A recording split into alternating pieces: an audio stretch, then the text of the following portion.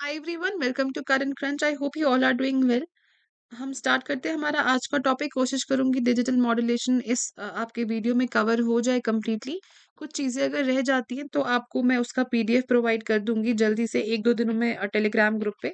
अगर आपने अभी तक मेरा टेलीग्राम ग्रुप ज्वाइन नहीं किया है तो उसके लिए आपको क्या करना होगा, डिस्क्रिप्शन में जो लिंक दी गई है उन लिंक्स पे जाना होगा। वहां पे आपको मेरी वेबसाइट, मेरी ऐप एंड मेरे टेलीग्राम ग्रुप का लिंक जो है वो मिल जाएगा। ठीक है, तो ये हम सिलेबस कवर कर रहे हैं हमारे टेक्निकल पोर्शन कांस्टेबल एग्जाम का। ऑनेस्टली मुझे लगा था शायद एज रिलैक्सेशन जो है वो कांस्टेबल इनको भी मिलेगी एंड कुछ टाइम शायद आप लोगों को एक्स्ट्रा मिल जाए, क्योंकि इन्होंने आपका काफ़ी ज़्यादा सिलेबस काफ़ी कम टाइम में नोटिफाई कर दिया। दिस आई अंडरस्टैंड, बट आपको इस बात का टेंशन नहीं लेना, क्योंकि ये चीज़ सबके लिए है। अगर आपके लिए सिलेबस ज़्यादा है तो मेजोरिटी के लिए वो ज़्यादा ही है। ठीक है, तो इस वीडियो सीरीज में मैं आपको कवर करवा रही हूँ आपका जो टेक्निकल सिलेबस है, टेक्निकल पोर्शन टेलीकम्युनिकेशन। अगर आपको इसकी और चीज़ें जाननी है तो आप मेरी टेस्ट सीरीज ज्वाइन कर सकते हैं टेलीकम्युनिकेशन की। वो आपको सिर्फ 115 रुपीज़ की मिलेगी। ठीक है, मेरी ऐप करंट क्रंच से आप वो डाउनलोड कर सकते हैं, उसमें एनरोल कर सकते हैं करंट क्रंच ऐप से। ठीक है, तो जो चीज़ें भी हमारे वीडियो में रह जाती हैं या कुछ एक्स्ट्रा पॉइंट्स जो मुझे लगता है आपके लिए कवर करना ज़रूरी है, वो मैंने टेस्ट सीरीज में सारे इंक्लूड किए हुए हैं। इस टेस्ट सीरीज में आपको डिटेल्ड एक्सप्लेनेशन जो है हर क्वेश्चन की, वो भी साथ साथ मिल रही है।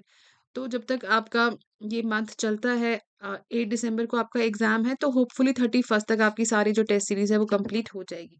तो उसको ज़रूर अटेम्प्ट करना, काफ़ी बेनिफिशियल रहेगा आपके एग्जाम के लिए। ठीक है, तो स्टार्ट करते हैं आज का टॉपिक हम डिजिटल मॉड्यूलेशन से। देखो, हमें बेसिक्स कम्युनिकेशन के क्लियर हो गए, एनालॉग मैंने आपको काफ़ी अच्छे से पढ़ाया। अब चीज़ें जो हैं वो सिंपल होनी चाहिए, क्योंकि बेसिक जो कम्युनिकेशन का है वो सारी चीज़ें आपको पता है।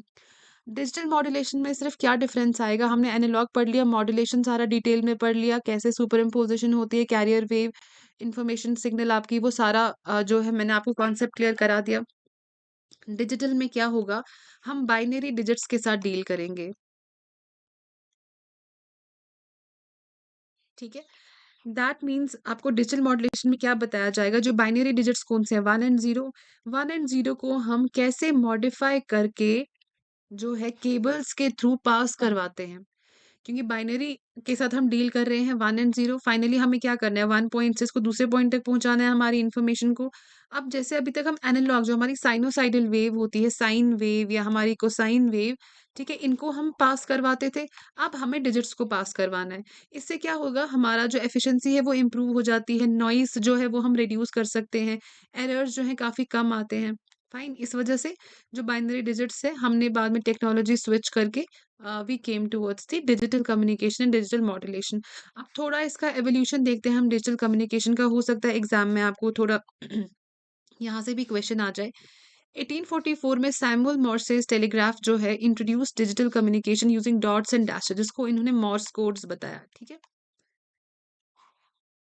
तो आप ईयर देखो, 1844 में इन्होंने ये इंट्रोड्यूस किया।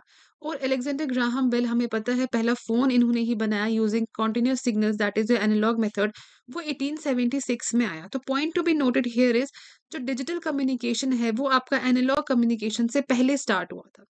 फाइन, लेकिन उस पे हमने बाद में ज्यादा काम नहीं किया था, उस चीज पे हमने इम्प्रूव अपॉन नहीं किया था, लेकिन स्टार्ट उसका जो है वो एनालॉग से पहले हो गया था डिजिटल का। ये चीज यहाँ से क्लियर हो गई। फिर आगे 1970s में राइज ऑफ डिजिटल कम्युनिकेशन जो है ये दोबारा होने लगा, हमारे पास कंप्यूटर बेस्ड कम्युनिकेशन आ गया। डिजिटल कम्युनिकेशन जो है it research due to computers, क्योंकि 1970s हमने पढ़ा होगा एवोल्यूशन ऑफ कंप्यूटर्स। अच्छा, मुझे कमेंट सेक्शन में बताओ 1970s में हमारा कौन सा जनरेशन ऑफ कंप्यूटर्स जो है वो चल रहा था। ठीक है, तो कंप्यूटर्स के साथ साथ हम again we switch to the digital communication, और इसको हमने आगे फॉरवर्ड प्रोग्रेस करवाने की कोशिश की। फिर हमारे पास डिजिटल इलेक्ट्रॉनिक्स आ गए, जब हमने आईसी चिप्स वगैरह को, इंटीग्रेटेड चिप्स को हमने एक सर्किटरी में जो है वो डाला। फाइन, एंड नॉइस इम्यूनिटी वगैरह जो है they are resistant to noise. तो जो डिजिटल सिग्नल्स है हमारी 0 एंड 1, उनमें हमारी नॉइस इम्यूनिटी बढ़ गई, उनमें हमारी एफिशिएंसी बढ़ गई, सिग्नल लॉस जो है इसमें वो मिनिमल टू जीरो देखा जाने लगा। तो काफ़ी एडवांटेजेस हैं हम डिजिटल कम्युनिकेशन की तरफ जब हमने स्विच किया उसकी। अब जैसे कुछ और डिटेल्स होती हैं, जैसे अब एग्जाम में आपको एडवांटेजेस आ गई थोड़ा डिटेल में, है ना, क्योंकि हमारे पास टाइम कम है, हमने काफ़ी लेट मैंने ये सीरीज स्टार्ट करी, तो मैं आपको एक एक पॉइंट इसीलिए यहाँ पे नहीं बता पाती हूँ इसीलिए मैंने इसकी टेस्ट सीरीज़ का प्राइस बहुत ही कम रखा जो मेजॉरिटी के लिए अफोर्डेबल है, 115 रुपीज़। जैसे एडवांटेजेस के कुछ एक्स्ट्रा पॉइंट्स हैं वगैरह, तो वो सारे मैंने टेस्ट सीरीज़ में अपने कवर करे हैं। एंड ये जो टेस्ट सीरीज़ है मैं काफ़ी ध्यान से बना रही हूँ। ये ध्यान में रखें कि एसएसबी यूजुअली जो आपको क्वेश्चंस है वो कहाँ से या तो पिक करता है या क्या टाइप ऑफ क्वेश्चंस वो पूछ सकता है। बाकी तो चलो अपना एफर्ट तो हमें 100% लगाना है, बाकी फिर क्या होता है that depends on your sincerity and also your luck. अब हम देखते हैं मॉडर्न डिजिटल कम्युनिकेशन सिस्टम। इसमें हम डेटा को ट्रांसमिट करते हैं एज अ पल्स ट्रेन। तो पल्स ट्रेन कैसी होती है? ऐसी। ठीक है। एनालॉग सिग्नल कैसे होते हैं आपके? साइनोसाइडल या कोसाइन वेव। ठीक है। तो converts the continuous analog signals into the discrete digital signals, जैसे जीरो हो गया, जीरो वन, जीरो वन। ठीक है, ऐसे करके उसको ट्रांसमिट करता है। हम आगे पढ़ेंगे एक चीज, पल्स कोड मॉड्यूलेशन। इसमें दो चीजें होती है, सैम्पलिंग एंड क्वांटाइजेशन। इसके आगे मैंने डायग्राम भी बनाई है, मैं आपको चलो यहीं पे बता देती हूँ। हमारे पास अगर एनालॉग सिग्नल है ऐसी, ठीक है, हम क्या करते हैं, सैम्पलिंग क्या होता है, हम इसके सैंपल्स लेते हैं। फॉर एग्जाम्पल हमने यहाँ पे सैंपल लिया इसका, ये सैंपल लिया, हमने कुछ पॉइंट्स इसके जो हैं वो चूज़ किए, जो भी हमें करनी है एज़ पर द फ्रीक्वेंसी जिस पे हमें ऑप्टिमम वैल्यू मिलती है, एफिशिएंसी एंड ऑल। तो हमने कोई पॉइंट्स चूज़ किए। फॉर एग्ज़ाम्पल 2.5 लिया, 2.3 लिया या 1.4 लिया, 2 लिया, 4.6 लिया। ये होता है सैंपल करना। हमने एक एनालॉग सिग्नल में से कुछ पॉइंट्स को चूज़ किया, दैट मीन्स हमने सैंपलिंग करी। उसके बाद आता है क्वांटाइजेशन। क्वांटाइजेशन क्या होता है, इन सैंपल्स को हम एक पर्टिकुलर वैल्यू में डालते हैं, राउंड ऑफ वैल्यू करते हैं। 2.5 बेसिक मैथ्स हमें पता है 3 के बराबर होता है। 2.3 किसके बराबर होता है? 2 के बराबर होता है। जिसको नहीं पता है तो 0.5 के आगे हमारी वैल्यू बढ़ जाती है। 0.5 से पहले हमारी वैल्यू सेम ही रहती है। ये बेसिक मैथ्स है जो हमने स्कूल में पढ़ी है। फॉर एग्जाम्पल 2.6 जो है वो हमारा 3 बनेगा, लेकिन 2.4 जो है वो हमारा 2 ही रहेगा।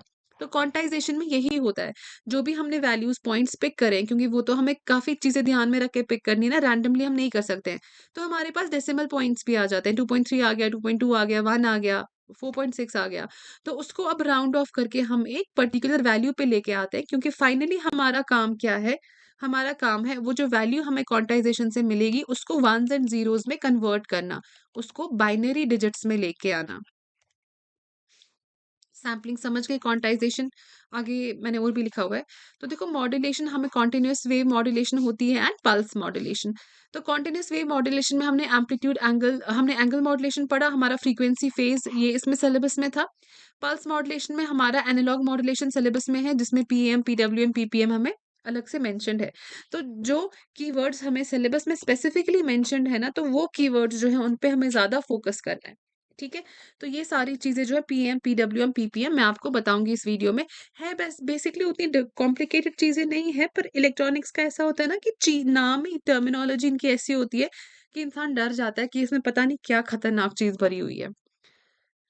तो डिजिटल मॉड्यूलेशन का overview, technique to transmit information using digital signal, जो मैंने आपको बताया, इसमें हायर डेटा कैपेसिटी है, बेटर डेटा सिक्योरिटी है, फास्टर सिस्टम अवेलेबिलिटी है एंड हायर क्वालिटी कम्युनिकेशन है। ठीक है, तो इसमें नेटवर्किंग का ज़्यादा कम इशू रहता है अगर हम डिजिटल की बात करें as compare to analog. Fine, quality improve हो गई, एफिशिएंसी, नॉइज वगैरह रिड्यूस हो गई, तो ऑब्वियसली जो बेटर टेक्नोलॉजी की तरफ हम जाते हैं तो चीज़ें काफ़ी बेटर होती जाती है। तो ये अगर हम एक एग्जाम्पल लेंगे, अब देखो टेक्निक्स इसकी, यहाँ पे मैं ये एक चीज़ लिखना भूल रही हूँ। टेक्निक्स पहली है एएसके। अब देखो हमने क्या पढ़ा, मैंने आपको एनालॉग में पढ़ाया, वही चीज़ें यहाँ पे रिपीट करनी है, इसीलिए मैं जल्दी-जल्दी आपको ये बताऊँगी, सारा जो है कॉन्सेप्ट दोबारा से रिपीट नहीं करूँगी। हमने एम्पलीट्यूड मॉड्यूलेशन पढ़ा, हमने फ्रीक्वेंसी पढ़ा, हमने फेज़ पढ़ा एनालॉग में। अब वही सेम चीज़ें हैं, amplitude shift keying, frequency shift keying, phase shift keying. अब ये सारी चीज़ें किसमें हैं? डिजिटल में। तो कॉन्सेप्ट वही है। एम्पलीट्यूड में हम क्या वैरी करवा रहे हैं, वहाँ पे हमारी इन्फॉर्मेशन कहाँ पे होती है? एम्पलीट्यूड में। फ्रीक्वेंसी में हम क्या वैरी करवाते हैं? फ्रीक्वेंसी में होती है। एंड फेज़ में हम क्या वैरी करवाते हैं? Phase of the waves, that means हमें कुछ एंगल्स जो है यहाँ पे वो वैरी होंगे, उसमें हमारी इन्फॉर्मेशन होगी।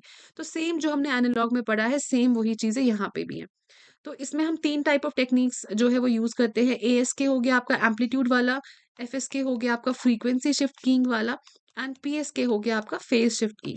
तो there are many types of digital modulation techniques and also there combinations depending upon the need. तो पहला ये क्या एग्जांपल आपको वेव दिखाई है, एम्पलीट्यूड शिफ्ट कीइंग। ठीक है, तो ये जो पीडीएफ है इसका, ये आपको टेलीग्राम ग्रुप पे मिल जाएगा, मैं वहां पे अपलोड कर दूंगी। ठीक है, तो एम्पलीट्यूड शिफ्ट कीइंग क्या होता है, इसमें आप क्या कर रहे हो, देखो ये आपकी वेव है,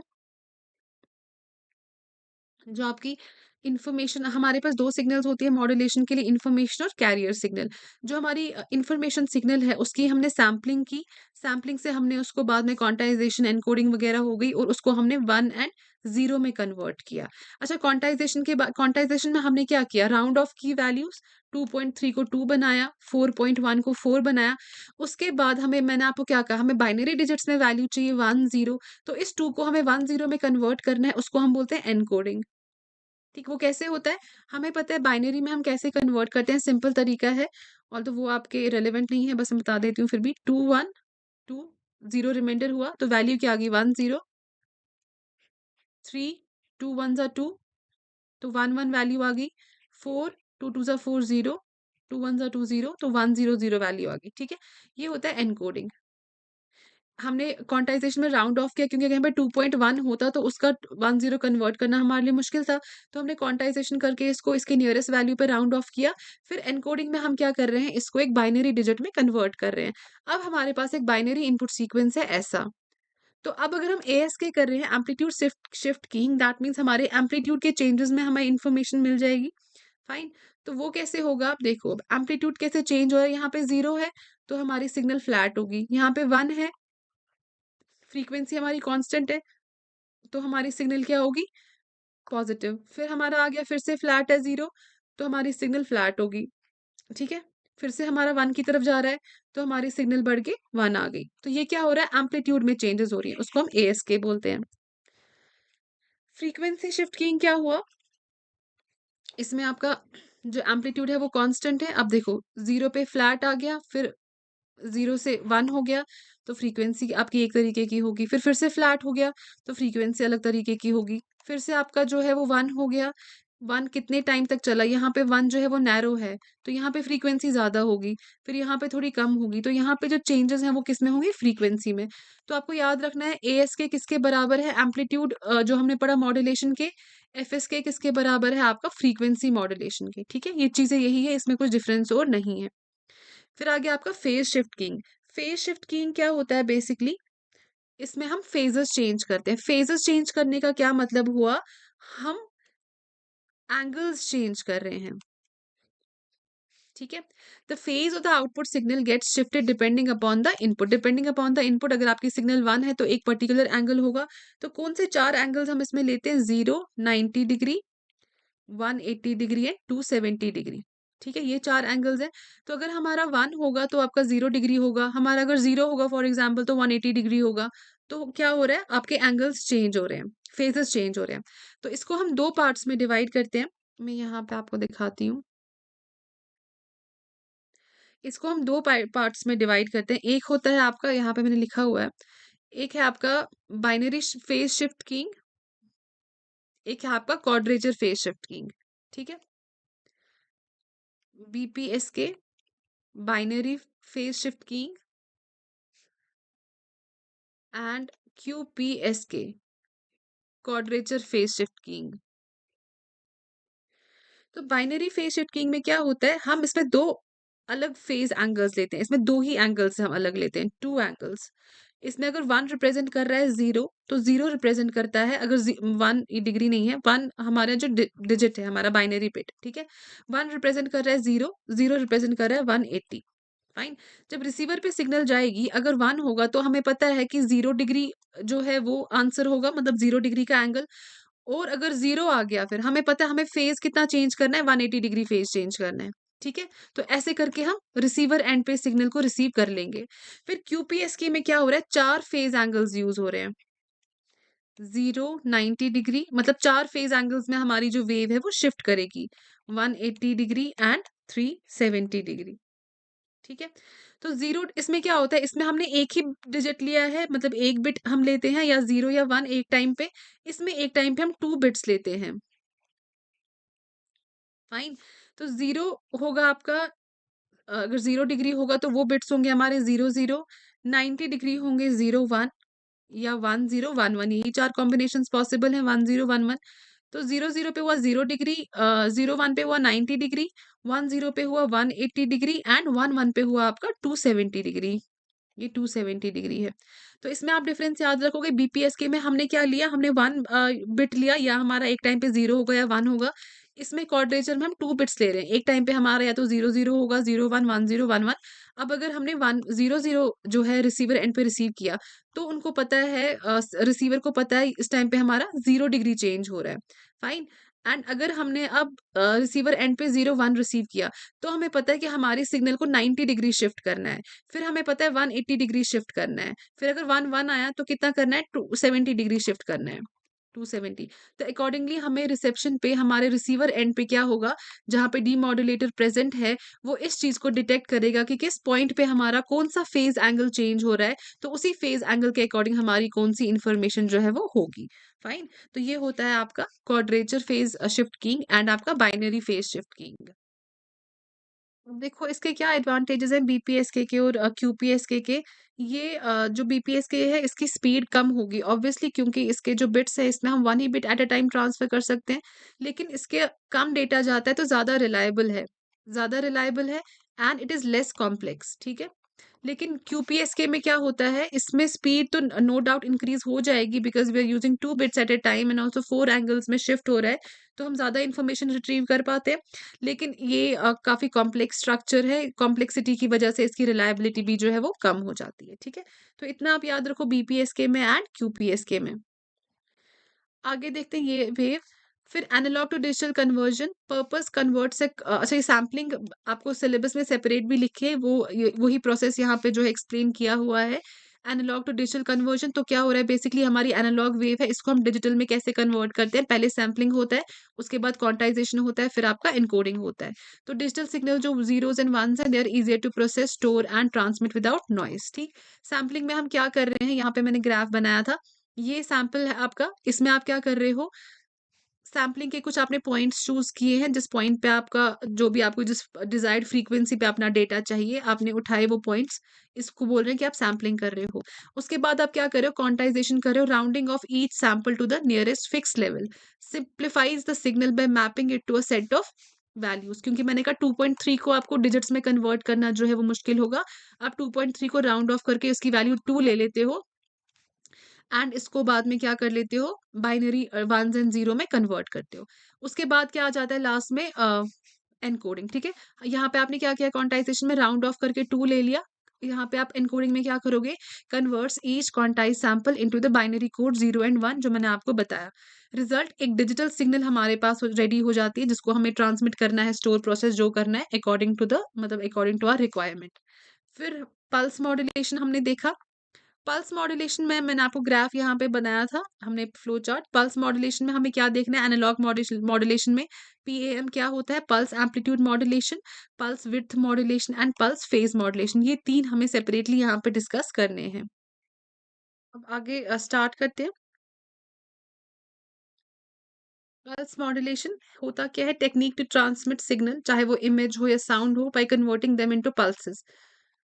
फाइन, तो बेसिकली आपकी इन्फॉर्मेशन सिग्नल है, चाहे वो आपको ऑडियो फॉर्मेट में हो या कोई इमेज फॉर्मेट में हो, वीडियो फॉर्मेट में हो, उसको आप क्या कर रहे हो, पल्सेस में कन्वर्ट कर रहे हो, वही आपके पल्स मॉड्यूलेशन में होता है।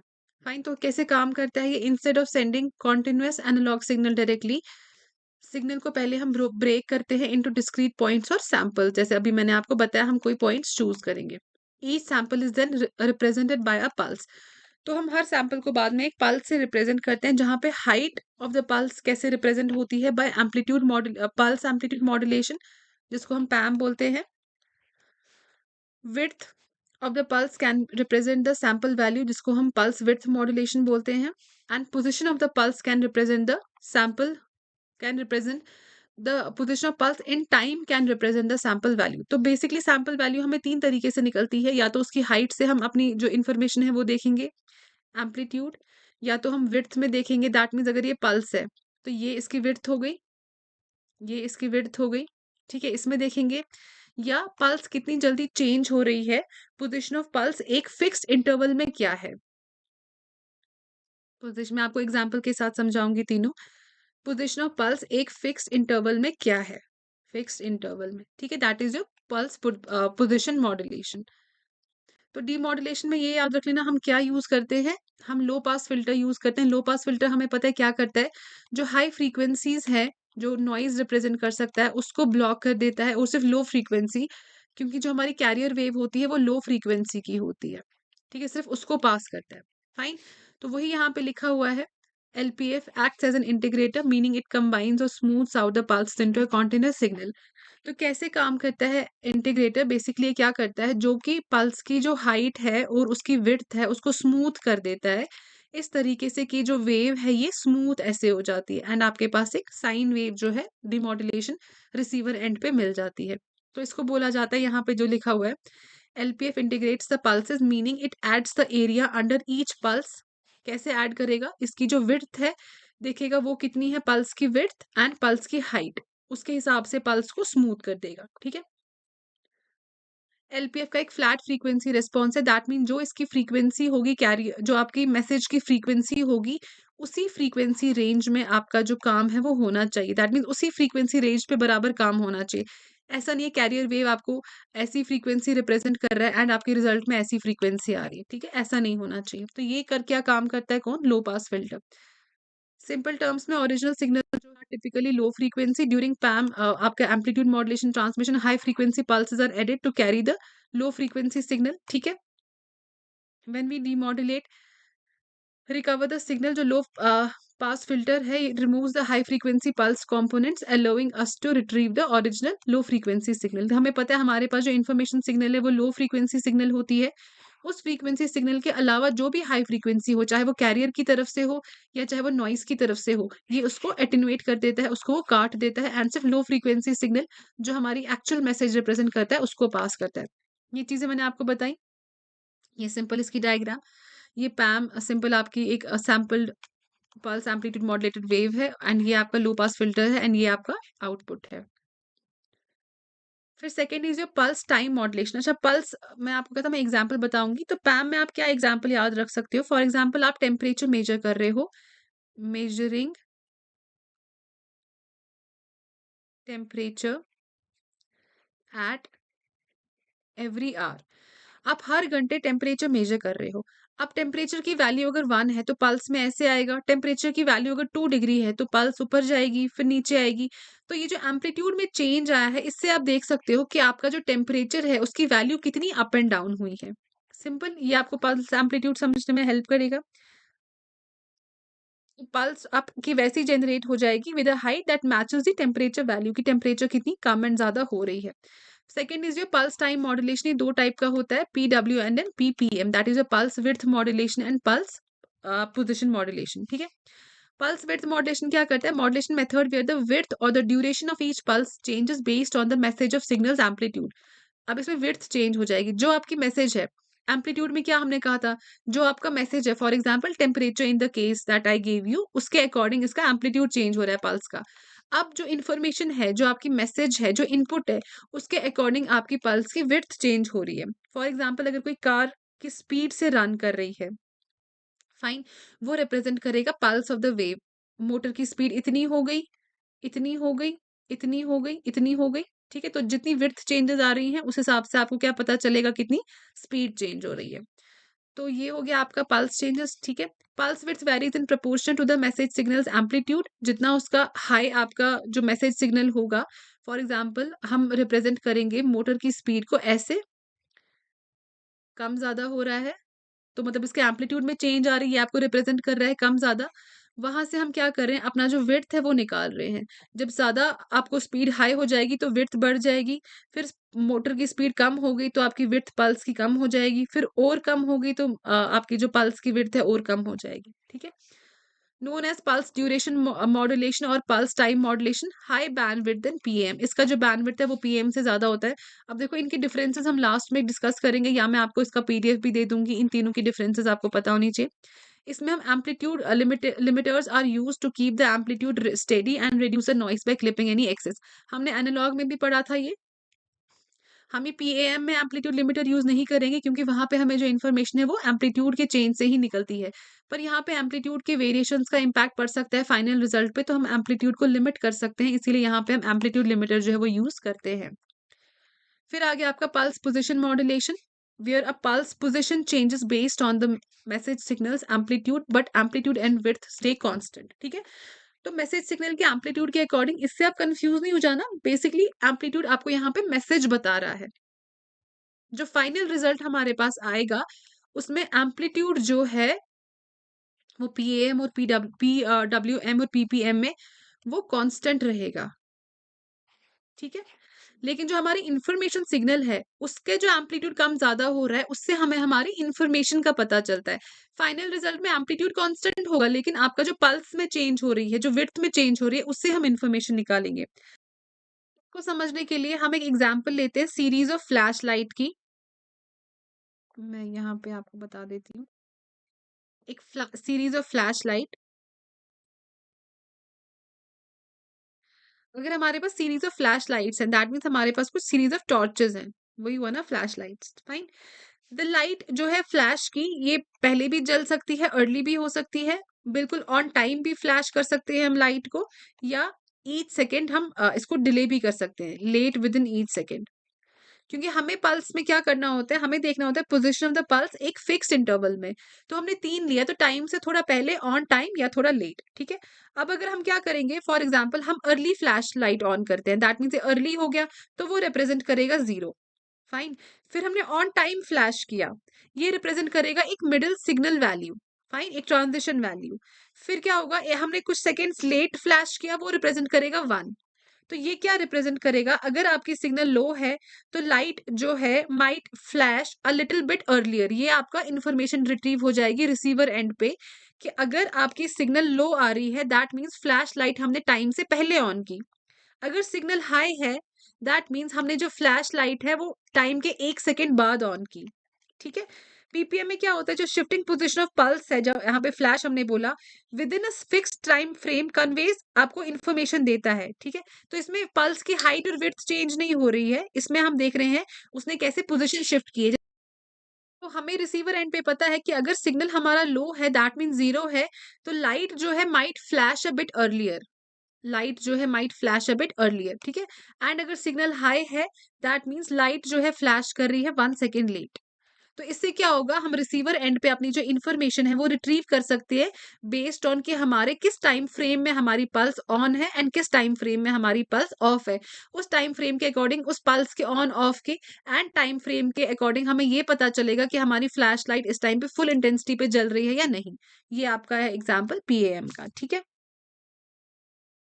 तो ये देखो, पीडब्ल्यूएम में क्या हो रहा है, विड्थ चेंज हो रही है, एंड पीपीएम में क्या हो रहा है, आपकी पोजीशन चेंज हो रही है। फाइन, ये ग्राफ छोटा अगर आपको समझने में इजी हो जाए। तो यहाँ पे हमारा ये फिनिश करते हैं डिजिटल मॉड्यूलेशन एंड इसकी टेक्निक्स वगैरह, पीएम पीडब्ल्यूएम मेथड्स वगैरह। तो इसके साथ आई वुड सजेस्ट कि आप जरूर टेस्ट सीरीज भी ज्वाइन करना, जो एक्स्ट्रा कुछ इन्फॉर्मेशन होती है जो हम वीडियोज में इंक्लूड नहीं कर पाते क्योंकि टाइम कम है, एंड देन इतना सारा अगर डिटेल में पढ़ाने जाऊं तो वो काफी ज्यादा टाइम ले लेगा आपका, एंड आपको मजा भी नहीं आएगा। फाइन, तो क्या करना होगा आपको, test series if you want आपको ज्वाइन करनी है, अगर नहीं भी करनी है तो इन वीडियोस को सीरियसली फॉलो करो। जो पीडीएफ्स मैं आपको देती हूँ वो पीडीएफ जो है रिवाइज करते रहो टाइम से पहले। इट्स बेटर कि आपने बहुत ज़्यादा रिसोर्सेज कंसल्ट किए हों एंड आपका नेट प्रोडक्टिविटी उतनी नहीं हो। उससे बेटर ये है आपने रिसोर्सेज मिनिमल रखे हों एंड आपकी प्रोडक्टिविटी हाई हो, जिससे एटलीस्ट ये होगा कि जितने आपको कट ऑफ क्रॉस करवाएं, जितने मार्क्स उतने तो आपने क्लियर कर लिए हो। ठीक है, तो अगर कोई भी प्रॉब्लम होगी, ये मेरा नंबर है, आप मुझे व्हाट्सएप कर सकते हो 7006677225। So till the time you gate a new video, hopefully tomorrow मैं आप कोशिश करूंगी कि रेगुलरली डेली बेसिस पे आपका वीडियो आए, ताकि जो 25th मैंने आपको बोला हुआ है उससे पहले मैं आपको आपका सिलेबस कवर करवाऊं। ठीक है, तो till the time you get a new video, bye bye, take care, have a great day.